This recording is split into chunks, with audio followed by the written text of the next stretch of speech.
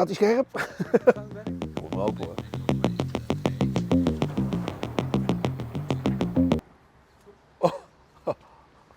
Oh mein Gott.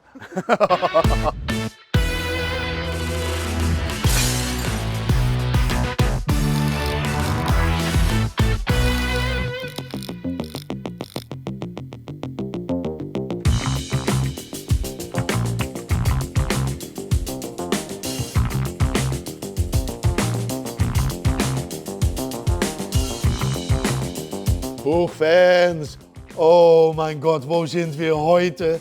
Wir sind bei Kees de Schoenmaker. Also das ist auf Niederländisch.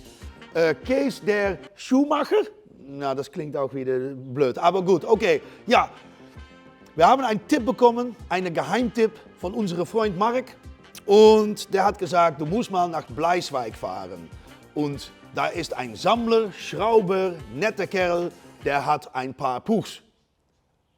Da habe ich richtig gestaunt, weil, ja, man erwartet das nicht. Wir sind hier so auf einem Platz, so hinten ein Gebäude und ja, da sind wir hier. 100 Puchs, ein paar Tomos, noch ein paar Fremdmarker und eine Tomos Tricolico mit 3 Rädern, wo ich jetzt drauf bin. Jungs, wir fangen einfach an. Es ist eigentlich zu viel für eine Sendung. Also wir kommen noch ich denke im Herbst kommen wir hier nochmal zurück bei der Kees, um eine weitere Sendung zu machen. Also fangen wir erstmal an mit all diese Puchs, die hier rumstehen. Oh. Ja Jungs, schau mal hier. Eine große Halle mit allem Memorabilia aus vergangenen Zeiten. Ne? Also wir sehen hier, ja, ich weiß eigentlich nicht so, wo der Hintergrund natürlich von der Kees ist natürlich Den Haag. Also, das kann man hier überall sehen. Ne? Den Haag ist eigentlich unsere größte Puchstadt hier in den Niederlanden. Weltbekannt hier in den Niederlanden, muss ich sagen. Das hat so eine typische eigene Szene und hier, ja, ist eine Abspiegelung davon. Ne? Jungs, wir fangen einfach mal an. Ich highlighte ein paar Mopeds hier, weil es sind einfach zu viel, um die alle zu zeigen natürlich. Ne? Ja, hier gleich vorne. Es ist nicht umsonst, dass das natürlich vorne steht. Eine WS50 Sport. Ich denke, der heilige Gral unter unsere Puchmofas. Ne? Und unrestaurierter Zustand. Rot, diese Tropfentank. Ich denke, wenn man so einen Tank kaufen muss, was denkst du, Mark? 2000 Euro, nur Tank, ne? Also, ja, absolutes Unikat. Sieht man auch hier in den Niederlanden extrem selten. Übrigens, ich rede so ab und zu mit dem Mark. Das ist ja eigentlich ein Rennfreund von mir. Ich kenne der Mark bereits, ich denke, 15 Jahre. Und der versteht sich richtig mit diesen alten Puchs. Ich bin mehr von Maxi, das weiß ihr alle natürlich. Aber so ab und zu habe ich Hilfe nötig und da rufe ich der Mark im Bild. Über Den Haag gesprochen. Den Haag hat eine eigene Kultszene. Das war früher so mit Puch. Das waren Nozems, denke ich, Mark, ne? Das ist das richtige Wort. Also, hier ist ein großes Beispiel, so aus die Scheune, von einem Haagse Puch. Also, wir haben hier Schutzberg verlängert. Hohe Lenker natürlich. Und hinten ist da so, vielleicht können wir das noch später zeigen, so eine runde Rücklicht drauf. Aber das ist das Rücklicht von einem Stadtbus. Also, die werden früher geklaut und am Puch geschraubt. Also, so aus die Scheune, original, so wurde es hier in Den Haag früher gefahren. Und da war man voll sehnentauglich. Jungs, weiter. Hier haben wir, oh, Mark, kannst du mal dabei kommen? Mark, ja, man sieht es schon, Tornado Den Haag. Mark, willkommen. Schön, dass du da bist. Diese hier, das ist auch eine WS Sport, ne? Also der zweite, die hier rumsteht. Unwahrscheinlich, dass es noch ein zweiter hier rumsteht. Ich denke, späteres Modell? Ja, ich glaube, ja. Ja.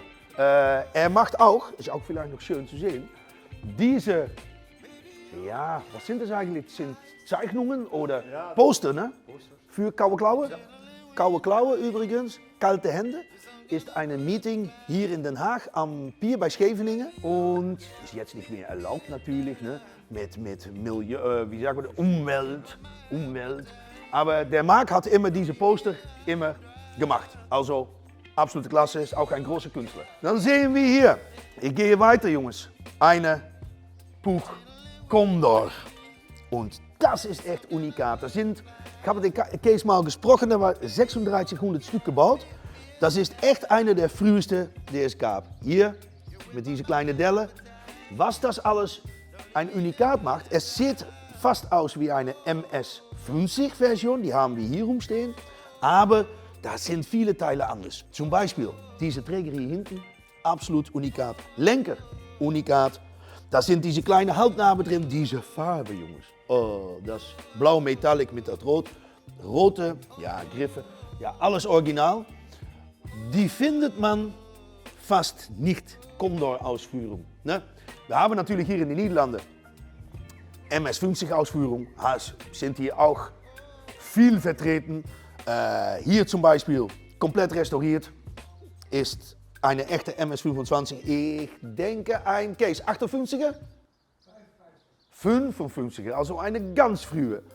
Und dann haben wir hier noch, ja, ich nehme das Wort Unikate, eigentlich heute hört man nur Unikate.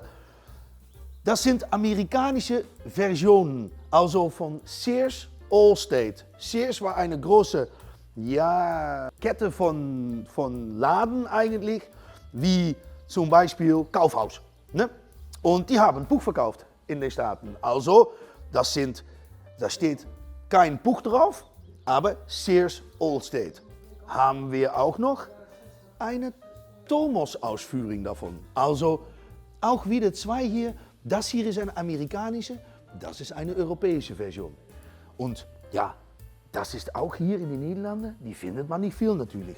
Jungs, wir gehen einfach weiter, weil sonst haben wir eine Sendung von 3-4 Stunden. Ja, für mich kein Problem, aber man muss auch zwischendurch ein bisschen essen. Ne? Ja, wir können hier nochmal, haben wir hier in die Ecke, zum Beispiel Tomos, Rentomos.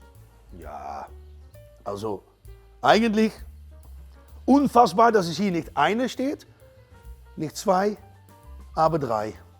Die sind völlig neu aufgebaut, sind so schnell wie Sau. Und, ja Jungs, da steht man zwischen drei Tomos Renmovas. Also kann man einfach nicht fassen. Und da finde ich noch das Schönste. Eigentlich, was ich noch im Detail finde ich das auch immer schön. Ja, schau mal hier. Das fand man früher nur bei diesen alten Fahrradhändler und Reparaturgeschäften. Ne? Schau mal, das ist doch unglaublich. Und dann mit alle zweite Hand Buchteilen da noch drin. Ja, wir gehen einfach weiter. Eine unrestaurierte, das ist ein DS50R. Also mit, da kann man vielleicht Kamera zeigen. Da sind diese Ausbau drauf und das weist drauf, dass es eine 50 oder 60 Kubik, das weiß ich so nicht, aber ein DS50R heißt das. Andere Luftkappe und diese Verbreiterungen, wir nennen das Nieren, also hier in den Niederlanden. Also absolut unrestauriert, ja, ich liebe das einfach. DS50L, Luxus. Gut Jungs, müssen wir auch nicht vergessen, da sind auch hier noch viele Details. Ja, ich liebe das einfach. Diese Kühlkappen, das ist, und dann auch wieder, wo findet man das? Hier, Lampentöpfe. Ja, einfach unfassbar, was man hier alles sieht. Hier sind übrigens ein paar Kleider hinter diese Jacke. Und da sind ein paar Fremdmarkten drunter, das muss ich eigentlich nicht sagen, aber eine Zundab, eine Honda. Und den anderen mal zeigen. Was ist denn das? Das ist der Honda. Zundab. Und das hier, was war das auch wieder? Ich zeige das mal. Das ist wieder ein Kreidler. Sst. Das sind nicht umsonst unter ein Kleid, ne? Fremdmarken. Okay, liebe das aber. Dann haben wir hier, und das finde ich auch wieder schön, ein paar Sparta-Mofas. Hier typische niederländisches Mofa. Alles ist viel Blech, viel Lackarbeiten, aber die waren unzerstörbar damals. Ne? Belaste das einfach original, man durfte hier in den Niederlanden 45 fahren, da ging man damit zum Fabrik, zum Arbeit. Das waren typische, nicht super billig, aber super robust. Die kann man nicht kaputt machen. Die sind einfach unzerstörbar. Und ich habe gehört von der Kees, das waren eigentlich seine erste Liebe. Also danach kam Gleichbuch, der sammelt schon seit Anfang der 80er. Hier noch schön zu sehen, ist restauriert eine Stockfish-Rap, aber mit Buchmotor. Und der Firma Stockfish hatte Buch importiert aus Österreich. Oh, und was haben wir hier? Jungs, eine Buch Monza Grand Prix. Oh, auch wieder unrestauriert. Eigentlich ja, in einem super Zustand. Ich sehe, dass Kupplung und so weiter ist nicht angeschlossen, also da ist noch ein bisschen Arbeit dran. Aber ja, das findet man nicht mehr in diesem Zustand. Ne? Hier auch, das ist eine VZ, glaube ich, aber da bin ich mir nicht ganz sicher. Altes Modell, aber ich weiß Baujahr nicht. Schreib das einfach hier in die Kommentare, wenn du das weißt. Ne? Und diese orangefarbene, auch wieder original. Eine MC50 Cross, Jungs. Ja, ich weiß nicht, da ist Lack drauf, ist nicht ganz original mehr, aber auch wieder so ein Unikat Mofa, die sind recht selten. Wieder ein schöner Thomas. Oh Mann, hier, oh ja, das ist auch schön, komm mal.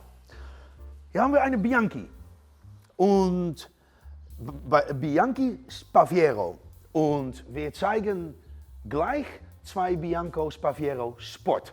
Also das hier war das Basismodell, ist italienisch, aber Lizenzbau, also mit Einpuchmotor.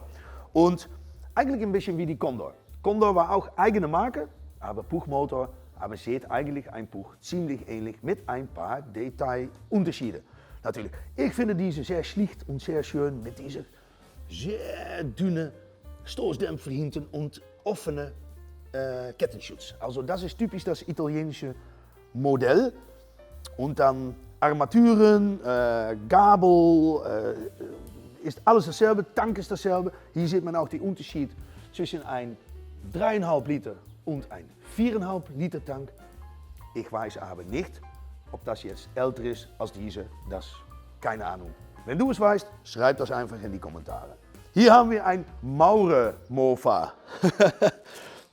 Der ist hier bei der Kees, aber das wird noch genutzt, aber für Winter ist es jetzt hier abgestellt. Aber man sieht hier, ja, wir sagen in den Niederlanden ein Trüffel mit Kolben drauf. Das ist also Schalthebel, also mit Hand. Und hier sieht man noch, das hat der Marc gemacht, unsere Künstler, den ich gerade gesehen habe, hat so noch ein bisschen ein Mauer drauf gemalt. Super, sieht man hier viel, auch ein bisschen typisch Den Haag-Stil. Ne? Also man macht keine komplette Restauration, manche machen das, aber viele auch nicht. Fahre das einfach, wie du es willst. Ich liebe das einfach. Jongens, haben wir hier ein paar Thomas Colibri.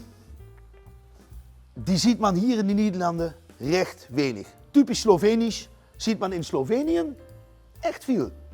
Aber hier sieht man die wenig, sind unrestauriert.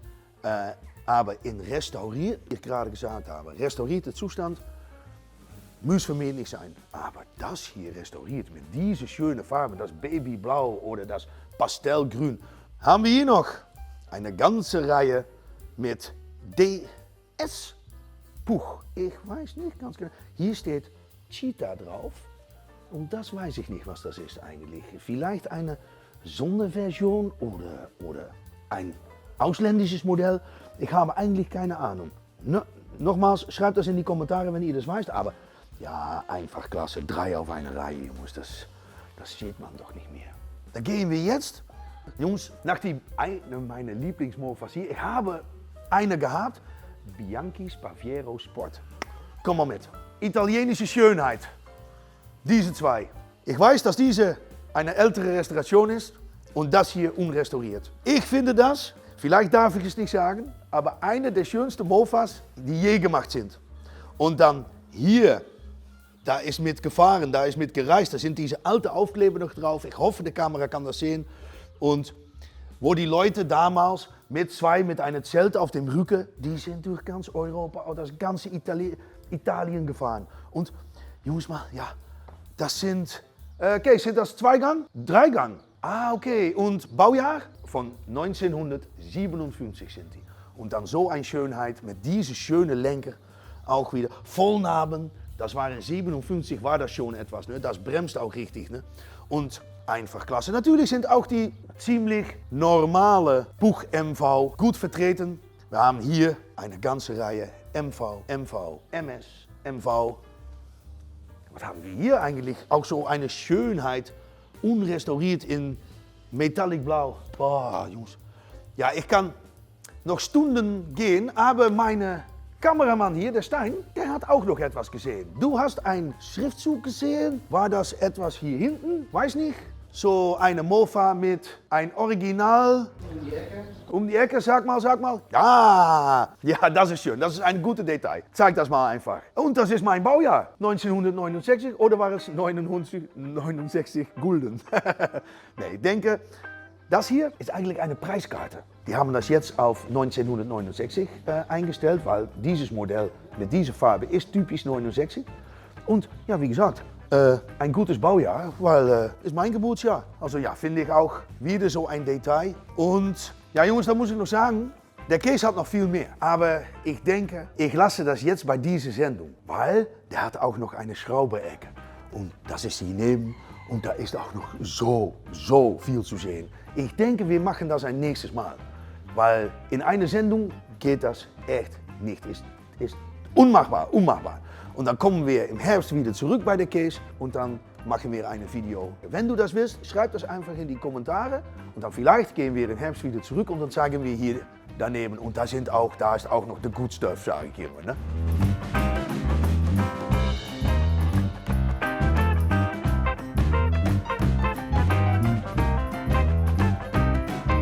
Ja, Puchfans, ich schließe ab mit ein echtes Unikat. Wieder das Wort Unikat natürlich. Das ist von der Kees selber. Und ich muss sagen, das ist ein bequemer Mofa mit Sparta-Tank, Berini-Schutzblech, ein Magnet-Schutzblech und ein R-Motor, 50 Kubik. Und ja, das ist eine gute Abschließung, denke ich. Also, ich hoffe, es hat euch gefallen. Und sind da noch Fragen, schreibt die einfach in die Kommentare oder an info@puchshop.de. Und vergesse nicht zu abonnieren, wir brauchen natürlich noch Abonnees. Und vergesse auch nicht den Klingel zu drücken. Dann bekommst du eine automatische Notifikation, wenn eine neue Video online geht. Und dann sehen wir einander das nächste Mal. Ciao!